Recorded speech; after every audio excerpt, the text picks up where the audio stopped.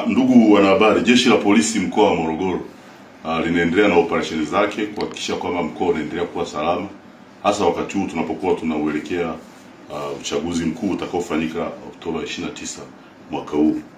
Katika operesheni hizo tumefanikiwa kukamata jumla ya watuhumiwa 37 kwa makosa mbalimbali. Miongoni mwa watuhumiwa waliokamatwa ni mtu mmoja ambaye alikuwa anajifanya mtumishi wa serikali na kuweza kujipatia mali kwa njia ya udanganyifu. Jeshi la Polisi mkoa wa Morogoro limemkamata Jafari Jumanne Lutoboka mwenye umri wa miaka 32. Huyu ni mkazi wa Mafiga, manispaa ya Morogoro, kwa tuhuma za kujifanya mtumishi wa Jeshi la Wananchi wa Tanzania na kujipatia mali kwa njia ya udanganyifu.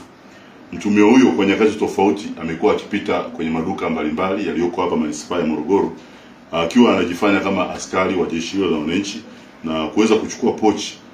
Hizi pochi ambazo zina madoadoa zinataka kufanana na zile sare za jeshi.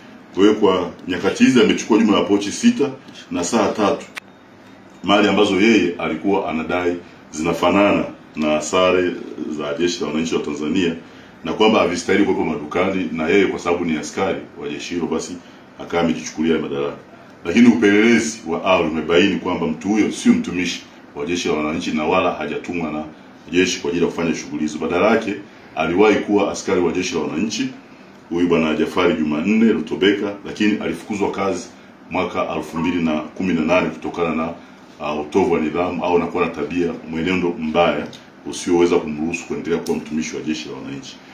Aidha, Jeshi la Polisi mkoa wa Morogoro limefanya operation ya kukamata wahalifu wa makosa mbalimbali katika wilaya ya Kilombero kwa kipindi cha kuanzia Agosti 1 mpaka sasa na kufanikiwa kukamata jumla ya watuhumiwa 36.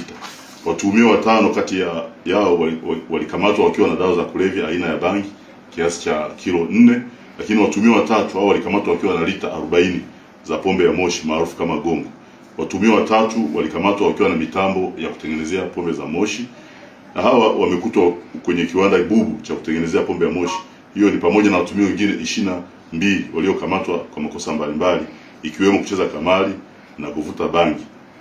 Na hao watu wamekamatwa katika maeneo korofi pembezoni mwa mto Lumemo, Muhola, Katindiuka, Mrabani, Viwanja 60, Mbasa pamoja na Kibaoni. Kwa bahati mbaya au watuhumiwa 22 wengi wao ni vijana wa umri chini ya miaka 18. Wana range kwenye miaka 14 mpaka miaka 18. Wanajihusisha na matukio ya uchezaji kamari na matumizi ya dawa za kulevya. Jeshi la Polisi mkoa wa Morogoro linawashukuru wananchi wote wema ambao wamekuwa wakitoa ushirikiano wa kutosha wa kutoa taarifa za uhalifu na kufanikiwa haya ambayo nimeyaeleza hapa.